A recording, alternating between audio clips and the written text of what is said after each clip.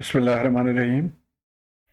आज के इस वीडियो में हम बैंड पास फिल्टर से रिलेटेड एक क्वेश्चन सॉल्व करेंगे जो प्रैक्टिस प्रॉब्लम 14.11 है और इसके लिए एक स्टूडेंट ने रिक्वेस्ट की है।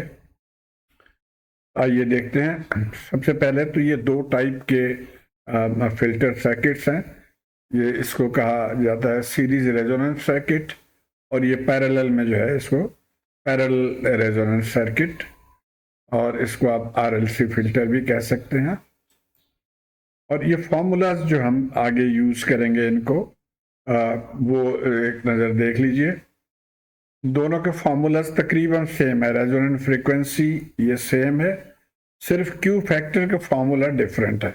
यहाँ omega naught L over R है और यहाँ आर इसका उल्टा है, इन्वर्ट कर दिया। बाकी बैंडविड्थ फार्मूला भी वही है, हाई फ्रीक्वेंसीज लिमिट वही है और क्यू का फॉर्मूला भी यही है। आगे हम इसको देखेंगे। तो इस पॉइंट को मैं हाईलाइट करना चाह रहा था कि इसको आपने ध्यान में रखना। अगर सीरीज सर्किट है तो और पैरेलल सर्किट है तो उसका ये फर्क है। आइए अब हम क्वेश्चन को देखते हैं। Design A band pass filter of the form and figure this. तो इस तरह के आपने यानी सीरीज रेजोनेंस सर्किट को यूज करते हुए बैंड पास फिल्टर हमने बनाना है। और band pass filter I hope कि आपको पता है कि किस तरह का होता है। इस तरह का ये यानी ये रेंज है जिसके अंदर जो भी फ्रीक्वेंसी है उसको तो ये सर्किट पास करेगा आगे, लेकिन उससे पहले वालों को अटेनुएट कर देगा वो, और आखिर में जो है उसको भी अटेनुएट कर देगा। तो एक सर्टेन बैंड ऑफ फ्रीक्वेंसीज को जो सर्किट पास करे उसको हम कहते हैं बैंड पास फिल्टर। अच्छा, अभी क्वेश्चन में एक आध चीजें और दी हुई है। With the lower cut off frequency, ये लोअर कट ऑफ फ्रीक्वेंसी है और ये अपर कट ऑफ फ्रीक्वेंसी है। तो ये दोनों दिए हुआ 20.1 किलोहर्ट्ज ये है और 20.3 किलोहर्ट्ज जो सेकेंड वन है। और क्या गिवन है? आर गिवन है। यहाँ पे जो रेजिस्टेंस जिसके क्रॉस हम आउटपुट ले रहे हैं वो रेजिस्टेंस गिवन है, उसकी वैल्यू है 20 किलो। हमें पता क्या करना है? हमें एल और सी के वैल्यू मालूम करना है। और क्यू होता है resonant quality factor, quality factor Q, इसको मालूम करना है। ये अभी मैं आपको बताऊंगा। और ये आंसर गिवन है तो हमें कोशिश यही करनी है कि ये आंसर हमें अचीव हो जाए। अच्छा, अब फॉर्मूलाज जो पीछे हमने दिखाए थे उनको मैं रिपीट कर रहा हूँ कुछ। जैसे रेजोनेंट फ्रीक्वेंसी यानी ये जो फ्रीक्वेंसी ओमेगा नॉट, इसको हम मालूम कर सकते हैं इस फॉर्मूले से, यानी ओमेगा 1 यानी लोअर मल्टीप्लाई बाई अपर और इसका अंडर रूट, तो यहां से हमें ओमेगा नॉट पता चल जाएगा। और बैंडविड्थ का ये फॉर्मूला है, ये देखिए ये बैंडविड्थ आ गया, यानी दोनों के दरमियान। फर्ज करें अगर हम यहां से चलते हैं तो ये W1 माइनस W2 ये हमारा बैंडविड्थ हो जाएगा। तो बैंडविड्थ का फॉर्मूला हुआ W2 माइनस W1। थर्ड जो है वो है कि इस चीज को ध्यान में रखें कि हम इसका आधा अगर लें हम, यानी W से W1, तो इसको हम कहेंगे B/2, यानी B बैंडविड्थ का हाफ है ये। और इसको ध्यान में रखते हुए एक और फार्मूला हम यहाँ से ले सकते हैं कि अगर जैसे हम ओमेगा 1 कैलकुलेट करना चाहें तो हम क्या करेंगे? ओमेगा नॉट से B/2 माइनस कर देंगे ये।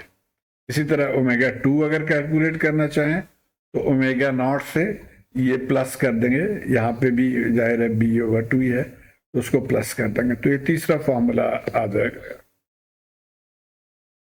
उसके बाद जैसे मैंने बताया क्वालिटी फैक्टर क्या होता है। क्वालिटी फैक्टर देखिए, ये जो 3 फिल्टर्स हैं और उनके एक रेस्पॉन्स कर्व यहाँ पे दिया गया है। तो ये जितना ही ऊपर की तरफ जाएगा, यानी ये जो ऊपर या सिलेक्टिव इसको कहते हैं, ये मोर सिलेक्टिव है और इसके बनस्बते और ये जो है बहुत कम सिलेक्टिव है। अब इसका आई डोंट नो आजकल आप लोग रेडियो सुनते हैं कि नहीं, लेकिन रेडियो में अगर आप देखें तो बाद दफ़ा ये होता है इंटरफेरेंस कि एक स्टेशन आप लगा रहे हैं तो दूसरी जगह से दूसरे स्टेशन की आवाज़ भी उसमें आती है।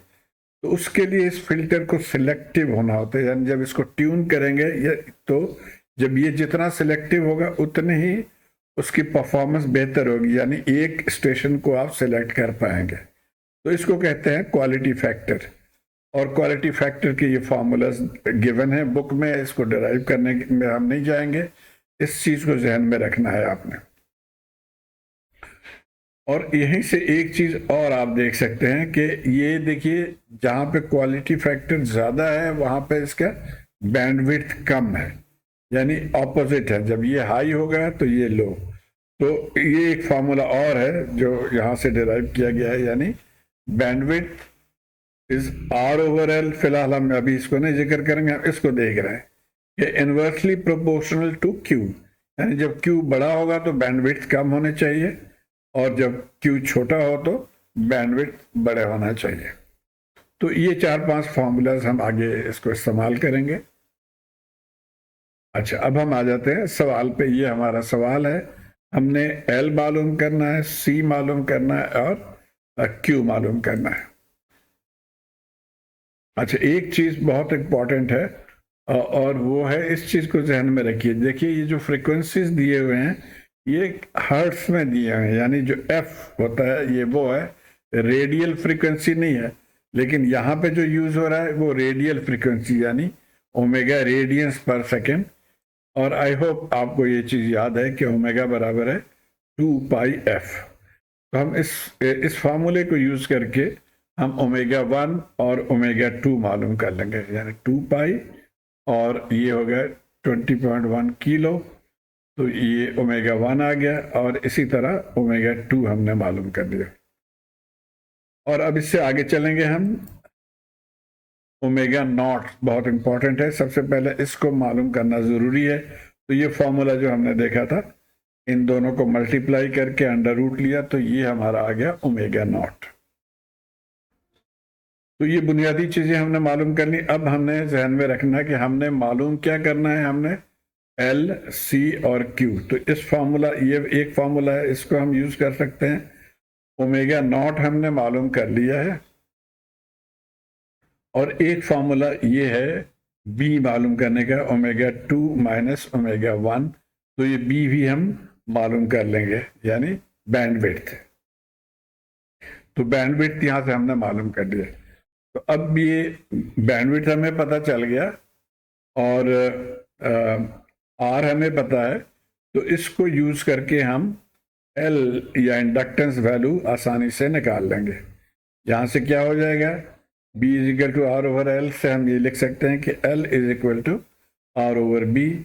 आर क्वेश्चन में गिवन है 20 किलो, B हमने यहां से निकाल लिया, तो इन दोनों को यूज करके और हमारा L हो गया 15.92 हेनरी।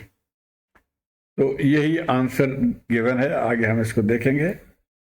अच्छा, तो अब ये 3 चीजें हमने मालूम कर ली हैं, ये हमारा क्वेश्चन है, ये 3 चीजें हमने मालूम कर ली हैं। ये देखिए यहाँ आप इसको देख सकते हैं, 15.92 हमने निकाला, यहाँ बुक में जो है 15.915 है, वो कैलकुलेशन इतना एरर हो सकता है। अब आगे चलते हैं हम। ये दोनों फार्मूलाज, अब इसमें से हमें याद रहे, एल हमने निकाल दिया, अब सी निकालना है और क्यू निकालना है। तो इस फार्मूले से हम सी निकाल सकते हैं अगर हमें क्यू पता हो। इस फार्मूले से हम क्यू निकाल सकते हैं।